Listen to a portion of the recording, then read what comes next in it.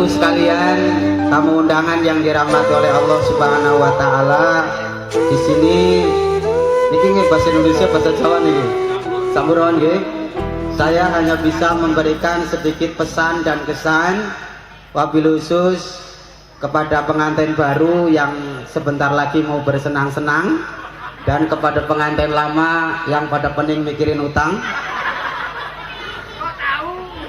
Kelihatan dari wajahnya Pak ya. Yang pertama tentang nikah, tentunya kita harus paham betul nikah itu adalah ibadah yang suci. Nikah itu ada dua kinayah. Yang pertama, kalau menurut anak pondok pesantren, nikah itu singkatan Pak, nikmat dan penuh barokah. Amin. Kalau bahasa preman perempatan, nikah itu katanya nindihin barang yang merekah. Saya nggak tahu itu. Cuman yang jelas, kalau ditengok dari sejarahnya, nikah itu syariat yang diterapkan bukan kepada Nabi Muhammad, tapi kepada nenek moyang kita, Nabi Adam alaihi salam. Saya pernah mengadakan seminar tentang pernikahan Pak, dan saya mengutarakan tentang sejarah di salah satu universitas terkenal. Selesai saya seminar, ada mahasiswa bertanya sama saya, Pak Lasudin, Bapak tadi nerangin sejarah nikah melalui Nabi Adam dan Siti Hawa. Betul kata saya. Nabi Adam Siti Hawa itu kan hidup di sorga Pak. Iya. Mereka berdua Pak di sana. Iya. Yang saya tanyakan, status mereka di sorga Pak, nikah atau kumpul kebo? Sampai segitunya anak sekarang. Saya jawab, mereka nikah. Kan Nabi, masa Nabi kumpul kebo? Emang tetangga belakang rumah kamu yang digerebek Pak RW? Enggak Pak, kalau menurut asumsi saya, mereka berdua itu kumpul kebo. Jangan sembarangan bilang. Coba Bapak pikirkan, zaman dulu kan KUA belum ada, debat belum buka. Lalu siapa yang menikahkan? Saya waktu itu agak ragu Pak, apa iya apa enggak gitu kan, antara iya dan tidak. Makanya selama saya di pesantren saya nggak ngaji kayak gituan.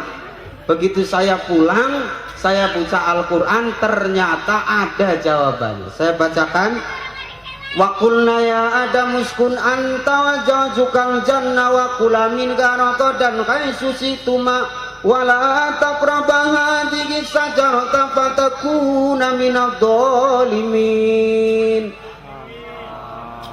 Yang jawab Allah, saya doakan cepat-cepat naik haji. Yang masih ngunyah terus, saya doakan pulang sakit gigi. Kita perhatikan ibu bapak, apakah kita ini turunan orang yang ahli zina, tukang kumpul kebo, atau juga ahli ibadah? Wa qulna, dan aku telah berkata, kata Allah, ya Adam, hei Adam, uskun anta. Adam diperintahkan untuk uskun. Uskun itu asal kata dari sakinah. Sakinah itu artinya tenanglah kamu di sorga. Inilah ibu-ibu pengajian kadang-kadang Masya Allah datang ke pengantenan, ketemu pengantin laki perempuan, sok doain pakai bahasa Arab, dia sendiri nggak tahu artinya. Selamat menempuh hidup baru ya, semoga menjalin rumah tangga sakinah mawaddah warohmah. Pengantin perempuannya nanya, apa sih artinya sakinah mawaddah warohmah? Yaitu suaminya pada di rumah, istrinya pada di Mekah. TKW namanya. Uskun itu artinya tenang. Di sini mohon maaf Pak, kemarin saya kedatangan anak buahnya Pak Lukman Hakim Saifuddin dari Jakarta. Beliau ngomong sama saya, Pak Lasudin, tensi perceraian di Batam meningkat. Saya waktu itu nggak percaya. Saya nggak percaya Pak. Tetangga saya nggak ada yang cerai kok. Ayo ikut saya ke Sekupang. Ternyata Masya Allah Pak, ngantri di Sekupang. Bukan orang mau nikah, mau cerai. Dan yang lebih aneh Bu, bukan muda-muda, udah nenek-nenek. Mending kalau muda jandanya bisa kita ambil kan. Ini udah nenek-nenek, apa yang diharapkan coba? Disinilah mohon maaf kita kaji baik-baik. Yang pertama sejarahnya, ternyata Nabi Adam dan Siti Hawa itu nikah. Pak, kalau memang benar nikah, bagaimana cara nikahnya Siti Hawa dan Nabi Adam? Ternyata menurut ulama ahli hikayah, nikahnya Nabi Adam dan Siti Hawa tidak jauh beda dengan nikahnya Mas Yardi dan Mbak Kiki. dan ibu bapak sekalian, ada mas kawinnya, ada ijab kabulnya. Mungkin bapak-bapak mas kawinnya dulu apa pak? Seperangkat alat sholat, malah kadang-kadang ditambah seperangkat alat olahraga pak ya. Nabi Adam juga demikian, membaca sholawat 100 kali tanpa nafas. Nabi Adam ngambil nafas dengan ijabnya, aku terima nikahnya Hawa dengan mas kawin, baca sholawat 100 kali tanpa nafas. Allahumma sholli ala Muhammad, Allahumma sholli ala Muhammad, sampai 50 kali Nabi Adam tidak kuat lagi, ditegur sama Allah, kamu tidak kuat Adam, aku manusia ya Allah, nggak akan kuat. Baik kalau begitu, aku maha pengasih maha penyayang, yang 50 kali boleh kamu cicil. Maka dalam ilmu fikih lahirlah munakahat, bahwasanya mas kawin itu boleh dicicil. Saya terima nikahnya Sarboah untuk saya dengan mas kawin 4 kintal besi bekas dicicil. Itu boleh pak. Masalahnya apa? Nikah sama perceraian beda. Kalau nikah harus dipercepat, tapi kalau yang namanya perceraian, mohon maaf, harus selektif. Sampai-sampai ketika sahabat ditanya, kamu mau nikah? Iya. Punya duit? Enggak. Yang kamu punya apa? Cincin besi? Enggak punya. Kalimat cincin besi ini ditafsirkan, ternyata bukan harus emas berlian pak. Bahkan kata Rasulullah, perempuan yang paling bagus nikah adalah perempuan yang paling sedikit mas kawinnya. Cincin besi mas itu boleh. Saya terima nikahnya Hasanah untuk saya dengan mas kawin cincin besi alias sekrup atau baut. Itu boleh. Yang penting ikhlas dan ridho. Kemudian jangan lupa Mas Yardi, Mbak Kiki, Anda seperti Adam dan Hawa ketika mereka sedang enak-enak di sorga. Makanya mohon maaf sama tata rias ini, dijadikan ratu sama raja walaupun cuma sehari. Jangan nggak nyampe sehari, jam 5 udah turun dia. Udah ganti lagi, nggak jadi raja lagi, masa di situ terus. Ini artinya apa? Filosofinya seperti Nabi Adam. Anda sekarang lagi di sorga, hati-hati ketika Adam dan Hawa di sorga udah ada ujian. Apa? Munculnya makhluk ketiga namanya iblis. Iblis adalah orang yang tidak suka dengan kenikmatan Adam dan Hawa. Maka bertanyalah iblis kepada Adam dan Hawa, hei Adam, apa kerjaan kamu di sorga? Jawabannya, wakula minha rogodan hai susi tuma. Aku di sini boleh melakukan apa saja. Yang penting wala takroba hadihi sajaroh. Jangan berani-berani dekati pohon ini. Iblis bertanya, pohon yang mana Adam? Pohon yang ini. Iblis berkata, ini pohon sajaratul khuldi, buah keabadian. Siapa yang makan buah ini selamanya di sorga. Allah itu Adam tidak suka dengan kamu di sorga terus, makanya dilarang makan. Adam ternyata kuat pak. Tidak, aku tidak akan makan. Sekali makan fatakuna minad dolimin, aku termasuk orang-orang yang dolim. Tapi iblis tidak putus asa. Ketika merayu Adam, menggoda Adam tidak mempan, maka dia berpindah haluan merayu Siti Hawa. Hati-hati, kalau Mas Yardi kuat, biasanya nanti yang digoda adalah Mbak Kikinya. Siti Hawa digoda, dirayu, akhirnya terayu. Dan ternyata aneh pak, ketika Siti Hawa terayu iblis, iblis ngerayu Nabi Adam, Nabi Adam yang kuat ternyata lemah, terayu juga oleh Siti Hawa. Hati-hati Mas Yardi, kelemahan laki-laki itu ada pada perempuan. Betul itu pak, ya kan? Mbak Kiki hati-hati. Chris John pak, Chris John kenal kan? Oh, sekali tinju 12 ronde loh. Tapi sama istrinya katanya 15 menit udah terkapar makanya. Makanya hati-hati. Begitu juga kelemahan perempuan bukan pada laki-laki. Kelemahan perempuan ada pada rayuan. Yakin kalau gokin majalikin nyolong mesin, Mas Yardi dapat Mbak Kiki ini mesti ada gombal-gombalnya dikit, kelihatan dari tampang ini mesti. Jangankan sampean, saya juga iya kok. Kalau Mbak Kiki itu nggak dapat Mas Yardi, ya iya. Biasa namanya juga perempuan, harus dirayu. Iblis merayu Siti Hawa, terayu. Loh, istri Nabi bisa terayu. Makanya kalau di Tembesi kok ada anak muda 30 tahun jomblo nggak punya cewek, gobloknya minta ampun Mbak. Kalah sama iblis, betul nggak? Iblis aja bisa ngerayu istri Nabi, anak sini nggak bisa. Ada ya? Mohon maaf jangan tersinggung ya, emang kenyataan kok. Kemudian Nabi Adam dan Siti Hawa mohon maaf makan buah khuldi. Siti Hawa merayu-rayu Nabi Adam, Bang Adam, betulkah kamu cinta aku Bang Adam? Kata Adam, tiada lagi wanita di sini yang ku cintai kecuali engkau. Ya iya, karena wanitanya baru satu di sorga. Coba kalau banyak mungkin milih Adamnya. Kalau memang benar cinta Adam, ambillah satu saja nanti kita makan. Lupa Pak, inilah manusia. Hati-hati Mas Yardi, kita gampang lupa. Gara-gara ngikutin istri kadang-kadang kita meninggalkan kewajiban. Naik Nabi Adam, ada yang mengatakan ngambil 2, ada yang mengatakan ngambil 3. Dimakan sama Adam, dimakan sama Hawa, dimakan sama Adam. Buah khuldinya tidak langsung ke perut, berhenti di tenggorokan, tertahan, masuk nggak bisa, keluar nggak bisa, nyangkut, nyangkol, bahasa Inggrisnya keloloden gitu. Nah itu di situ. Sampai membekas ke anak cucu. Makanya tengok bapak-bapak yang turunan Adam itu mesti di lehernya ada jendol-jendolnya. Suami ibu ada nggak? Yang masih ragu nanti pulang ketok pintu, assalamualaikum, suami kepalanya nongol, langsung pegang aja lehernya, pak. Kok Pak jendol kan? Alhamdulillah turunan Adam. Pegang kok lurus, astagfirullah, tiang listrik suami gula ini. Siti Hawa juga demikian. Makan buah khuldi, cuman mau maaf namanya perempuan, kalau makan pelan tapi cepet masuk maksudnya, tidak berhenti di leher, ternyata agak ke bawah, dia berhentinya di dada. Nggak usah dibayangkan Pak ya, keluar nggak bisa, masuk pun nggak bisa, tertahan di dada sampai lama sampai membekas.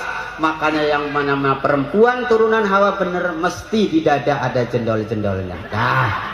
Kemudian Nabi Adam dan Siti Hawa turun ke dunia. Inilah cikal bakal manusia menjadi khalifah di dunia. Beliau berpisah dari Nabi Adam. Ada yang tahu ibu Nabi Adam turun di mana? Tanjung Uncang. Nabi Adam turun mana kok Tanjung Uncang? Itu Adam Damiri itu Pak RT. Nabi Adam turun di India. Siti Hawa turun di Jeddah. Makanya orang India yang laki-laki mesti ganteng Pak, tinggi besar, hidung mancung, rambut ikal, mata belok. Itu ciri khasnya Nabi Adam. Sementara Siti Hawa turun di Jeddah. Makanya perempuan Jeddah itu rata-rata cantik-cantik, tinggi, putih, hidung mancung, mata belok, rambut ikal. Kemarin saya ceramah di sebelah sana, kalau nggak salah ada bapak-bapak protes, Pak, katanya yang namanya turunan Hawa itu mesti hidungnya mancung. Iya, kok istri saya nggak mancung Pak? Saya nanya, istri bapak lahir di mana? Purbalingga Pak. Ini pantas, terlalu jauh dengan Jeddah, lewatin Afrika, Cina, sampai Purbalingga saoblek ngono. Nah, ibu bapak hadirin wal hadirat rahimakumullah. Kemudian menyikapi tensi perceraian yang makin meningkat, ada beberapa hal yang perlu kita renungkan Mas Ardi. Yang pertama, banyak pasangan suami istri rumah tangga bertahun-tahun tapi nggak tahu dia tujuannya apa. Dan yakin di sini pun banyak juga yang nggak tahu. Ibu tujuan rumah tangga apa? Nggak tahu. Saya cuma ikut-ikutan Pak. Tetangga punya pacar, saya punya pacar. Tetangga nikah, saya nikah. Tetangga punya anak. Tetangga cerai, saya ikutan cerai. Itu ikut-ikutan namanya. Padahal Islam tidak demikian. Wa min ayatihi an khalaqalakum min anfusikum azwajan litaskunu ilaiha. Telat. Dan sebagian dari tanda-tanda kebesaran Allah diciptakan jodoh istri suami dari bangsa manusia bangsamu, tujuannya litaskunu, agar memperoleh sakinah, ketenangan. Salah satu faktor nih biar nggak lama. Masalahnya kalau ceramah di pengantin itu jangan terlalu lama Pak ya. Situasional Pak ya, menghargai perasaan pengantinnya. Udah mau cubit-cubitan udah Ustadz kan malu nanti. Keadilan Pak. Suami istri tidak punya keadilan, itulah runtuhnya sakinah. Pengertian adil di sini itu apa? Kemarin saya nanya sama ibu pengajian, ibu tahu nggak artinya adil? Tahu Pak? Apa? Sama rata. Ini yang salah Mas Yardi, Mbak Kiki. Adil itu bukan sama rata. Kalau sama rata itu dolim. Contoh, ibu punya anak 5, sekolahnya beda-beda, uang sakunya jangan sama. 1 SD, 1 kuliah, 1 SMA, 1 SMP, 1 SD, yang terakhir TK. Uang sakunya jangan sama. Kalau sama repotnya. Yang kuliah 200.000, SMA 200.000, SMP 200.000, paling seneng SD 200.000, paling seneng banget TK 200.000. Jingkrak. Begitu juga kalau dikecilin semua. Yang TK 2.000, SD 2.000, SMP 2.000, nggak mau berangkat nih, SMA 2.000, yang paling frustasi kuliah 2.000. Tidak bisa. Adil itu artinya memenuhi hak sesuai dengan, bukan kebutuhannya, walaupun dia butuh, kalau bukan haknya jangan dikasih. Memenuhi hak sesuai dengan haknya. Disinilah ketika saya tanya, kenapa ibu bercerai? Suami saya, Pak, seneng sama yang lebih muda, lebih cantik. Dengarkan baik-baik, Bu. Sakinah itu lahir dari keadilan. Kalau suami menginginkan istri cantik, maka wajib Mbak Kiki walaupun nanti punya anak 7 tetap harus cantik. Cantik itu mahal, Pak. Kata siapa? Lu salon sekarang buktinya, Pak, mahal-mahal. Ya salonnya salon Tembesi, jangan salon Sagulung. Kalau salon Sagulung memang mahal luar biasa, Pak. Rebonding 135, blessing 140, sauna tanpa susu 400, sauna pakai susu 750, belum pedikur, belum medikurnya. Apa long saya lewat ada daftar harganya. Kok mantan deh. Yang namanya cantik itu lahir dari kecerdasan. Cantik itu karena kecocokan. Tidak harus mahal. Saya, Pak, ceramah di beberapa tempat, ada komunitas orang-orang kaya. Mereka sedang berlomba-lomba sekarang pakai bulu mata. Dari bulu mata yang harganya 10.000 sampai ada yang puluhan juta. Tidak selamanya ekonomi kita lancar. Ketika ekonomi kita di bawah, pandai-pandailah merias diri. Apa? Kecerdasan. Pak, suami saya senang kalau saya pakai bedak, Pak. Tapi sayang hari ini nggak ada duit untuk beli bedak. Ingat Mbak Kiki, tepung kanji juga bisa, betul? Pak, suami saya senang kalau saya pakai lipstik, tapi nggak ada lipstik, Pak. Betadine juga bisa, betul? Tuh, Pak, enak hidup loh. Yang namanya sekali lagi cantik hasil daripada kecerdasan. Suami nanti Mas Yardi lupa nggak ngasih uang belanja, bolehkah seorang istri demo? Boleh, cuman demonya santun. Nanti kalau umpamanya ditinggal ke sekolah, ditinggal ngajar di rumah, nggak dikasih uang belanja, adanya apa? Nasi, masak nasi, sayurnya ambil air pakai ember, sayur namanya sayur bening, betul nggak? Mas Yardi datang, Dek, ada nasi, ada sayurnya, ada sayur apa? Bilang aja kepala. Nanti Mas Yardi ngambil piring, terus nguber-nguber nyari kepalanya kan. Kan pakai baskom jadi besar. Dia teriak, mana katanya sayur kepala? Dirangkul baik-baik, pengen nengok kepalanya. Ayo, ditengok bareng-bareng kan berdua kayak gini. Nampak 2 kepala kan. Tuh, tengok kepalanya yang satu malah gede-gede. Tuh, Pak, hati-hati. Yang kedua tentang makanan, hati-hati. Makanya disejarkan tadi ada